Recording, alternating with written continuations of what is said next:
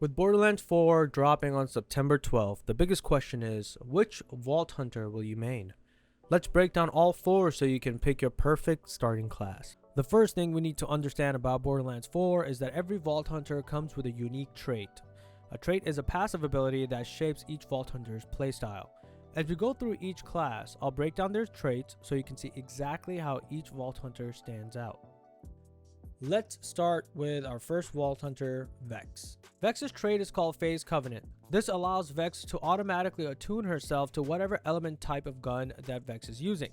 That means all of her action skills and damage and even her melee attacks convert to that same element. First ability to talk about is called Incarnate. This is from the Vexcalation skill tree. When activated, Vex creates a phase explosion, dealing damage to nearby enemies and fully restoring Vex's health. While the skill is active, Vex gains movement speed and can use Eldritch Blast. The Blast is an ability Vex uses using her offhand to deal damage to nearby enemies on impact. Dealing gun damage reduces the blast cooldown, and you can also end the skill early and partially refund the cooldown of the entire skill. Next skill is called Dead Ringer. This skill is from the 4th Seal skill tree. This skill allows you to spawn clone minions and it has 3 charges. There are 2 types of clones, Spectre and Reaper. Spectre deals gun damage and cannot move. Reaper taunts enemies and deals melee attack damage. The clones lose increasing health per second and their damage type matches Vex's current attunement when spawned. The third skill Vex has is called Phase Familiar. This is from the Here Comes Trouble skill tree. Vex is joined by her minion Trouble. When killed, Trouble will respawn after a cooldown. When you press this action skill, you teleport Trouble, dealing damage in an area. Trouble also fully restores health and gains increased damage for a duration. Activating Phase Familiar will respawn Trouble if he's currently dead. Next up is Rafa, and his trait is called Overdrive. Every time he uses his action skill, he powers up, gaining bonus movement speed and increased damage from all sources. As long as his action skill is active, Overdrive never runs out. Basically, the more you keep his abilities rolling, the stronger and faster Rafa gets. Rafa's first skill is Apophis Lance. This skill is from the People's Person skill tree. This skill allows Rafa to equip an offhand arm cannon. This decreases Rafa's gun handling, but allows him to fire a piercing shot ordnance blast. If you just tap the action skill, you will fire a blast and consume a charge. However, if you hold the action skill button, then you will fire a bigger blast with increased damage and projectile speed at the cost of unused charges. If the skill ends before you have used all the charges, then those charges are converted into action skill cooldown. Next for Rafa is Peacebreaker Cannons from the Remote Agent skill tree. These shoulder-mounted cannons fire at the enemies in front of Rafa for a duration, dealing kinetic gun damage. You could choose to end the Peacebreaker Cannons early and refund action skill cooldown.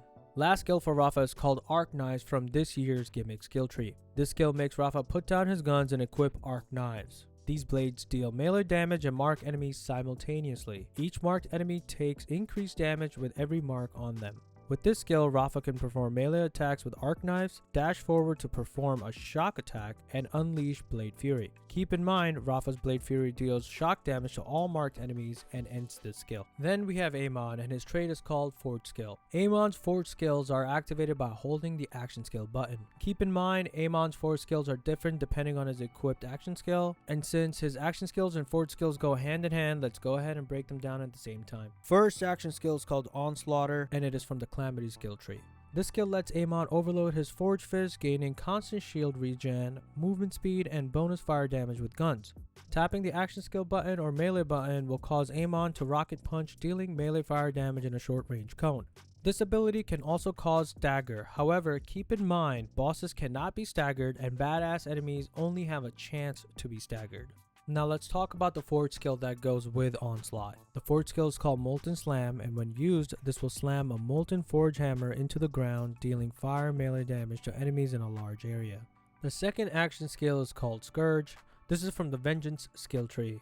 With this skill, Aman equips a Forge Shield that absorbs all frontal damage as Vengeance. Whenever the Vengeance meter is filled, the Forge Shield provides damage reduction instead. Vengeance allows Aman to launch a Forge Wave by pressing the action skill button. This deals cryo damage to enemies it passes through, consuming Vengeance to increase the damage dealt. If Vengeance has not been gained recently, it will start to drain rapidly.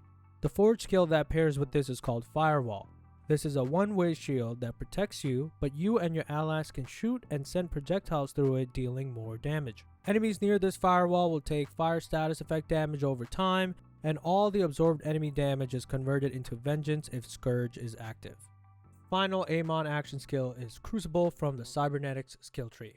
This skill has 3 charges that allow you to throw forge axes. These axes can be picked up from the ground to refund cooldown. You can throw both flame or cryo axes, dealing fire or ice melee damage. Enemies that are damaged by these axes get primed for detonation. These enemies will detonate when they die or when they are damaged by a forge skill. The detonation also deals damage to nearby enemies. Which brings us to Double Edge, the forge skill. By pressing and holding the action button, Amon will throw a twin forge axe, dealing cryo melee damage to all enemies it passes through. And that's not all. It will also deal fire melee damage on the way back to Amon. And finally, we have Harlo. Harlo trait is called Entanglement. Whenever Harlo uses her action skill on enemies, those enemies become entangled. Entangled enemies share a portion of the gun damage and skill damage with all other entangled enemies, making Harlo a crowd control machine. First action skill for Harlo is called Chroma Accelerator from the Creative Burst skill tree. Harlo fires an unstable energy pocket from a Chroma Accelerator. This passes through enemies and deals cryo damage to all enemies near it. Pressing the action skill again will cause this unstable energy pocket to explode, dealing heavy radiation damage in a large area, nuking everyone around it. Next up is 0 Point from Seize the Day skill tree. By pressing the action skill button, you can trap enemies in a stasis bubble. Important note, all enemies immune to stasis will end up taking damage instead. You can then slam these enemies in the direction Harlo is facing by pressing the action button again. Stasis does have a cooldown, so that will prevent you from re-triggering this ability over and over again. And lastly, Flux Generator from the Cosmic Brilliance skill tree. Think of this as a support skill. Harlo can throw a flux generator in front of her, which projects an energy field, dealing cryo damage over time and entangling enemies. However, the allies in the field gain overshield. Harlo can also pick this generator back up by pressing the action skill button and then toss it again.